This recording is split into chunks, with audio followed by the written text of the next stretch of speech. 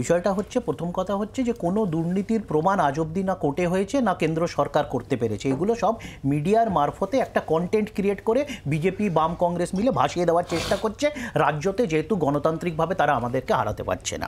এখন বলা হলো যে বকেয়া তাও থেকে যাবে।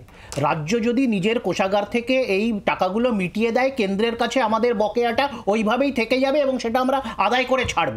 কিন্তু এর মধ্যে সাধারণ গরিব মানুষের যে নাবিশ্বাস উঠে যাচ্ছিল, তারা যে একদম ভারতবর্ষের ন্যায় ব্যবস্থা থেকে ভারতবর্ষের যুক্তরাষ্ট্রীয় কাঠামোর উপর অশ্রদ্ধা মনে জাগছিল, তার জন্যে মুখ্যমন্ত্রী নেত্রী এই স্টেপটা নিয়েছেন। এটাকে সাধুবাদ জানানো উচিত। এর মধ্যে ফৈপাকুড় খুলে নিজেদের রাজনৈতিক দেউলিয়াপনাই দেখা যায়।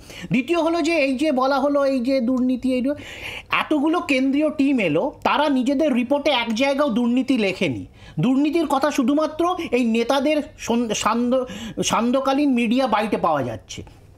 এরপরে প্রধানমন্ত্রীর সাথে দেখা করার পর যখন মুখ্যমন্ত্রী এবং প্রধানমন্ত্রীর মধ্যে ঠিক হলো যে সচিব স্তরে আবার একটা বৈঠক হবে, সেই সচিব স্তরে বৈঠক হয়েছে, এই গত মাসেই হয়েছে, এবং সেখানেও কেন্দ্রের যারা প্রতিনিধি ছিলেন তারা কিন্তু কোনো দুর্নীতি, কোনো ইউটিলাইজেশন সার্টিফিকেট পায়নি, এসব কোনো অভিযোগ করেননি।